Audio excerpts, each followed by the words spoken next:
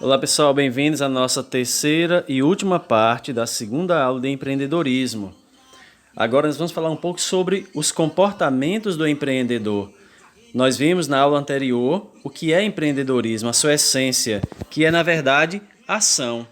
E a ação leva ao que nós chamamos de sucesso. E vimos que esse conceito de sucesso ele é muito amplo. Ele vai desde as pequeninas coisas que fazemos no dia a dia até as grandes realizações. Mas quem é o empreendedor? O que é que ele apresenta como características do seu comportamento? Uma das primeiras coisas é que o empreendedor ele percebe as tendências da sociedade, as tendências do momento. Por exemplo, nesse momento que nós vivemos agora, o professor que tem uma visão empreendedora, será que ele percebe que há uma tendência que diferencia seu trabalho e que ele deve lidar com isso? Pronto, a maior parte de nós professores, inclusive eu, nós não tínhamos as habilidades para lidar com o ensino remoto, com o ensino através das redes sociais, da internet, mas nós temos que nos atentar que isso é uma tendência. E para que a gente não fique para trás diante dessas modificações do mercado, do ensino, do mercado educacional, nós precisamos ter uma atitude empreendedora, de perceber para onde as coisas estão rumando. Da mesmo modo, são pessoas que têm uma mercearia, pessoas que têm um mercantil, pessoas que prestam serviço em várias áreas. Precisa ver as tendências do mercado para aquele seu negócio ou da própria sociedade. Vocês que são jovens, 14, 15 anos, será que vocês precisam olhar para o mundo como ele está se modificando rapidamente e perceber as suas tendências? Será que não é preciso que vocês tenham um olhar diferenciado, por exemplo, do que os pais de vocês tivemos quando nós tínhamos 15 anos? Isso é óbvio que sim, porque o mundo ele está se transformando. Então o empreendedor, em primeiro lugar, ele é mestre em perceber as tendências do mercado, as tendências da sociedade. E aí tem algumas características do seu comportamento empreendedor. Características que diz respeito à vida interior dessa pessoa, pensando aqui num autor chamado Stephen Covey, que escreveu um famoso livro chamado Os 7 Hábitos das Pessoas Muito Eficazes. Ele dividiu a vitória daquele que consegue o sucesso em 2 campos. Primeiro, a vitória particular, que é exatamente essas características pessoais, e a vitória pública, que é no mundo externo, no mundo do trabalho. Primeiro você fundamenta a você mesmo, seu caráter, suas habilidades, para depois você conquistar o mundo exterior. Então, dentro das características do comportamento empreendedor, nós temos a persistência. Tem pessoas que começam algo e não conseguem terminar. Já aconteceu isso comigo muitas vezes. Acredito que com vocês também. Então, é algo que precisamos trabalhar. A capacidade de iniciar e perseverar, concluir. Comprometimento, a se comprometer com aquilo que está sendo feito, para que você consiga perseverar. Fazer as coisas com qualidade, com eficiência, não de qualquer jeito, só para dizer que entregou um trabalho, mas fazer o melhor possível. Como nós falamos em aulas anteriores, isso tudo é um processo longo, é uma formação. Então, aquelas pessoas que lá em cima vão alcançar grande sucesso, se nós formos olhar a história dela, quando ela catava latinhas, ela fazia o melhor trabalho de catar latinhas. E agora ela faz o melhor trabalho na presidência de uma empresa ou na condução dos seus próprios negócios. Então, quem é fiel no pouco será fiel no muito, já dizia Jesus Cristo. Então tem a ver com isso, pessoal, fazer o seu melhor.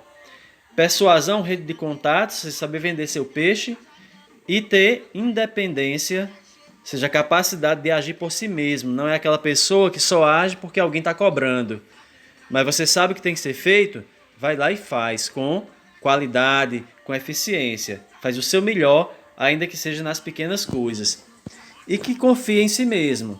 Só que a autoconfiança, pessoal, ela não vem através de uma fórmula, como muitas vezes a gente acha, né?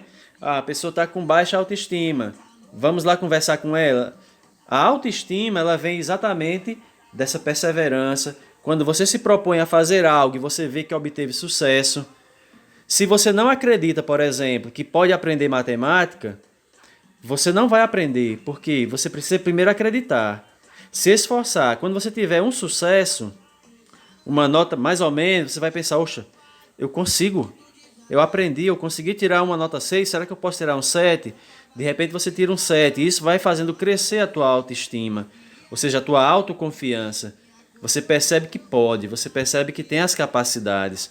É muito comum nós pensarmos que não somos capazes de determinadas realizações, até que, por força das pressões, por força das necessidades, nós vamos lá e realizamos, e de repente você descobre que podia.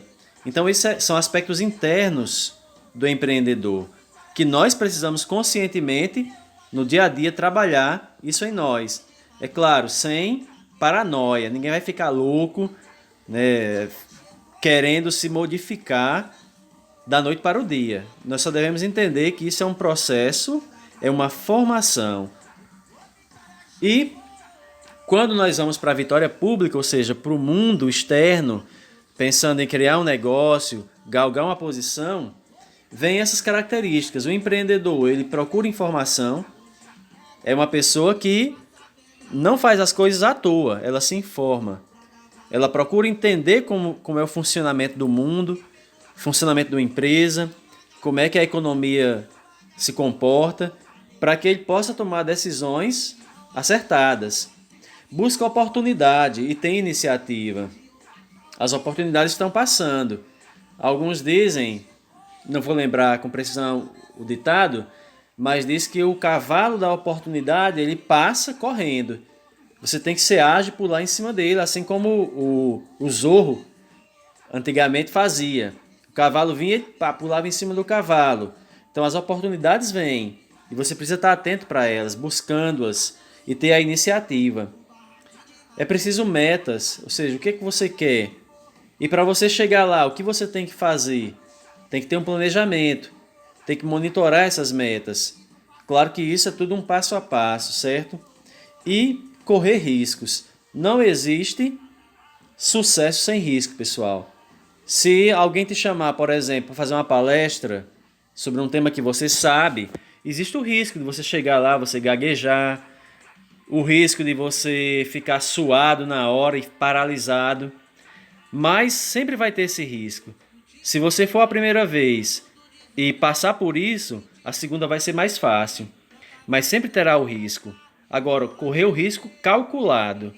Se te chamarem para falar sobre física quântica e você não sabe nada de física quântica, você não vai ser louco de se colocar no palco para falar.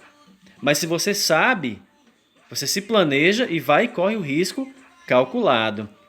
É como alguém que quer comprar uma casa, mas você não fez uma poupança, você não tem um planejamento, você não tem um trabalho.